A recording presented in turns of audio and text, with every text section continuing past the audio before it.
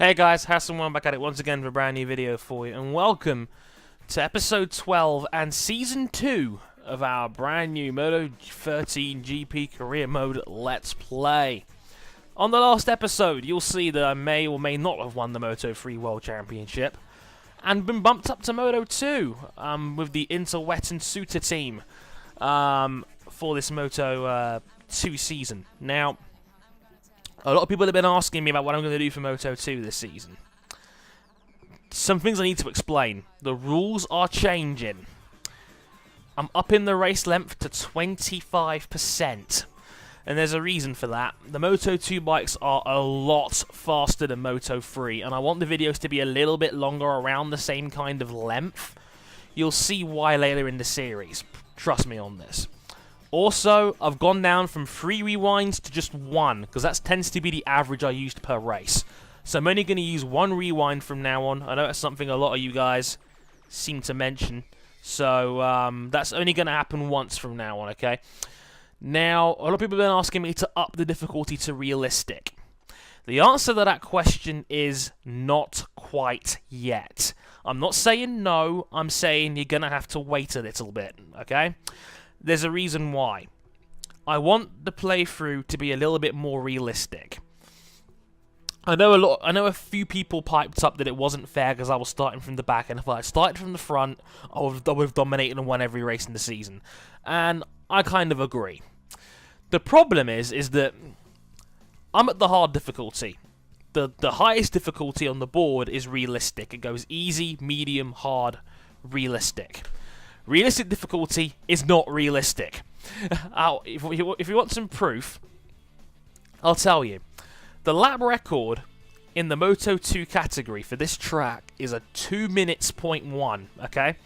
That was set by Stefan Bradl in 2011. This year's pole in Moto 2 for the Qatar Grand Prix was 2 minutes .8. Pol Espargaro was the only guy in the 2 minute range. Everyone else was 201s or worse. How is it realistic that in Moto 2, on realistic difficulty, these guys are doing 1 minute 57s? 157 is like CRT Moto GP pace. That's ridiculous, quite frankly. It's not realistic. It's a couple of seconds faster than realistic difficulty. It does exactly what it's not meant to on the tin. The problem with me is that right now, I'm too good for hard, and I'm not good enough for realistic. I'm somewhere in the middle. I think I'm nearer towards the realistic end. I did some testing around here. I was doing 159s, I was doing like 59.2s on my Suter bike. On hard, that would put me on pole. On realistic, it would put me about 17th or 18th place. Like literally in the middle of the pack, near the lower end actually. Which isn't realistic either, because the bike I'm on, the Interwet and Suter bike, is one of the higher bikes, but it's not the highest. It's like just bottom of the top 10 kind of range. So I'm kind of in a weird log jam right now as to what to do. Like, what difficulty do I go on? Like, what race distance do I go on? I'm trying to find the balance. So what I'm going to do is I'm going to stick with these settings until I get a better bike. When I get a better job offer, and I get a top-level bike, when I get my fan count up to promise or talent levels, and I get a top-end Moto 2 bike, that's when I up the difficulty. Because when I was on the best bike in Moto 2, I was doing 57s as well. So I can match the front runners and actually give them a really good fight on realistic difficulty when I'm in the best bike. I can't do that yet. So for entertainment purposes only, I'm going to stick at the hard difficulty for now. Once I get a better bike, I'll bump it to realistic, and that's a promise. Also, with 25% distance, races are going to be a little bit longer. So, something in the range of, I'd say, around 10 minutes. Because it's going to be 5 to 6 laps or so. Just going to knock my gearings down a little bit so I can get a better acceleration coming out of the corners. But I'm going to start from the back again, and we'll see how we do for the time being. When a better bike rolls up, that's when I'll change it around, I promise. See, 2 minutes .4, that actually makes some sense. The hard difficulty is actually the realistic one, which is really weird. Anyway, this is my 300th video. This is Sparta! Let's go! Moto 2 underway for the first time. Man, speed advantage isn't as good this time. Ooh, a bit late on the brakes there. I don't like the frame rate drops. Whoa! Almost came off there.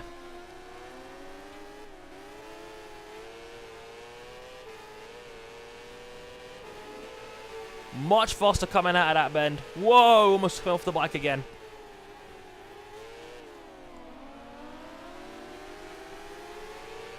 Piscini next. They're on the NGM bikes and they're actually quite solid. Surprised they're down in 19th. Definitely one of the better bikes in Moto 2. But the Cadexes, once again, are the best bikes to go with. The Suitors are in second.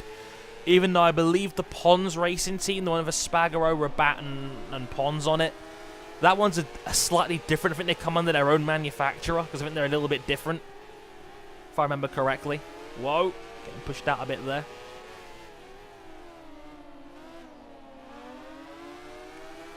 But I think they come under their own manufacturer. The Pons Calyx team, I think, is something like that. But the Suitors are not the best bikes. It's not even the best Suitor on the field, because the best Suitors on the field are the guys in green and blue. You may see the team of Dominique Agata and Randy Krummenacher. Those, there you go, I just passed one of Denez Krummenacher right there. I don't know what he's doing in 15th place. But, yeah, just passed him now. Zarco up next. Johan Zarco, I think the Frenchman. Got a nice turn out of that corner. Simeon's next, then Nico Tirol. Yeah, Julian Simon, he's on one of the top end bikes. Don't know what he's doing in 10th place or whatever. See, this is the downside now. The Suitors are just not as fast in a straight line.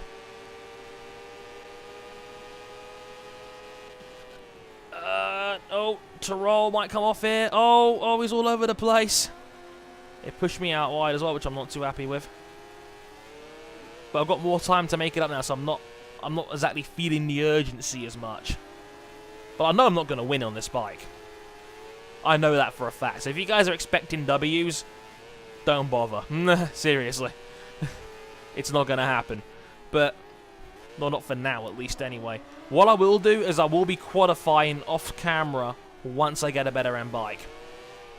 Once that happens, I'll be qualifying off camera. I might show my best lap as well, like I did in my F1 career last time around in 2012. We'll have to wait and see, but qualifying will become a factor later in the series. For now, I'm just sticking with what I do best, and the majority seem to be okay with it. So I'm just doing this race as well. It will still be 2 races per episode after this one. It just balances out. If I do one race now, the rest of this series I can do 2 races an episode, and I can just come back and finish the season on an episode as I unlock an achievement. Hooray! Don't know what that's for, but we'll find out later, I suppose. I love this bit of the track. These quick right-handers. They're really fast. I can just pick off guys through this pit here. Up to 9th. There's my teammate Thomas Luthi there in 8th. Whoa, cut that corner a little there. Sorry about that, viewers. Got that one a bit wrong, but we got away with it. Up to 8th. Danny inside of Simone Corsi. Nice.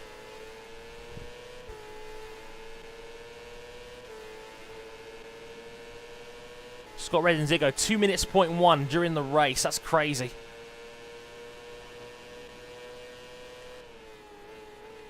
Top 6 further down the road. There's Tito Rabat up there, or Steve Rabat is his real name, but people call him Tito. Good. Is that Nakagami there in P6? I feel so sorry watching Nakagami in Moto 2. Like last 2 races, I think Indianapolis and now Misano, he was so close to getting his first win, and he just can't get it. He's just not as good on his tires as Paul Espargaro is, and that's why Espargaro took a big chunk out of Scott Redding's championship lead last time out.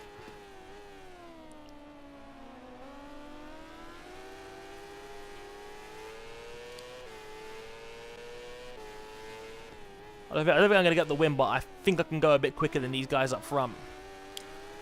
In qualifying, I learned that the computer's faster the first half of the lap.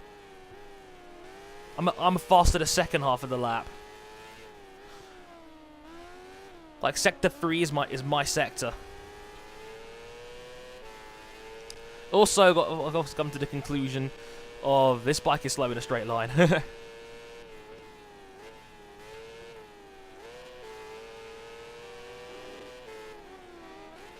Inside the Nakagami, you're up to 6th. Next up's Tito Rabat on the Pons bike.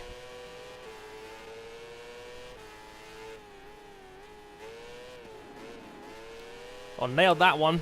I love about these Moto2 bikes is what the amount of power they've got. Means you can power slide coming out of the corners a little bit. It's fun.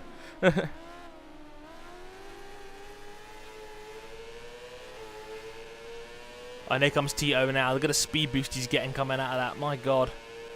Even if I slipstream him, I've got no chance. Boom! Did I just do a 158? 58.8. Wow. Maybe I can win from here. That would be ridiculous. I think that's Dominique Agata up there. I think Agata might be the most underrated rider in the whole Moto2 field. Seriously. Nobody talks about it, but he's able to be competitive on that Suter bike. It's not a Kalex. Oh, just got past him now. That's surprising. Mika Kallio up next. He's part of the Mark VDS team. But nobody talks about Dominique Agata. Like, everybody talks about Scott Reddin and Paul Espargaro. I reckon pound for pound, Agata's probably number 3 on that list. It's a shame we probably won't get a call up, but somebody should give Agata a shot on a Kalex. I think the guy's really good. That Swissman can ride a bike. Oh, inside of Kallio. Not quite. I can't get the pull out of that corner like he can. Those VDS bikes are equal top of the performance field in this game. The 3 ones at the top are Nakagami and Simon, Kallio and Scott Reddin, and Espargaro and what's his name? Tito Rabat. Yeah, so they're the top 6. Dominique Agata throws himself in the mix. The Suter bikes are not as good. Hang on a minute. Paul Espargaro here. Maybe round the outside. Oh, Espargaro gets a little bit, get back on the inside line and come out ahead. Could I actually win this? No way. Oh, Espargaro bumped into the side of me there. Is it a 157.7? Okay. Maybe I was wrong. Maybe I should up it to realistic right now if I'm doing 57s around here. Because that's nuts.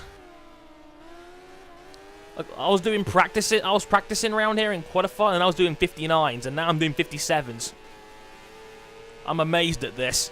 Down the inside, Scott Reddin on the last lap. Oh, bit of a bump. Reddin maintains position. The 2 Brits go into war. Down the inside, we got him. Reddin comes back. Oh, push Reddin out wide, but Reddin maintains the spot. Oh, bit of a bump again round the outside. This is a fantastic fight.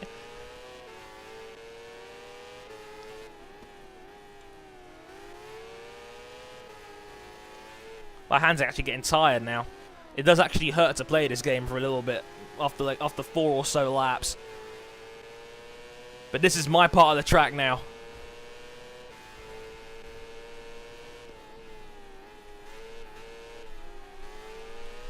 Got a run I'm getting here now. I could get the power down so much earlier, and look at that. Through down the inside of Scott Reddin. 1 sector to go, we got 3 corners left. This is an absolute shock to me. I did not see this coming one bit. Last corner.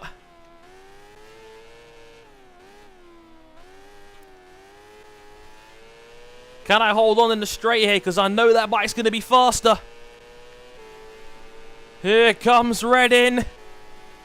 It's going to be close. Got it. Yes. Get in there. Woohoo! My first Moto 2 win on the opening race. That surprised me. I didn't think I'd be able to pull that off. Oh, that is brilliant. That was really close as well. Put 1/10 of a second in it between me and Reddin. Wow. That was a shock. I didn't think I'd do that. But Reddin was coming at me there hard towards the end. That's a big surprise. Man, I'm over the moon with that. Wow. A win? Okay, maybe the difficulty is too low. But a bit more testing will be required, but I think I'm going to up it to realistic next race.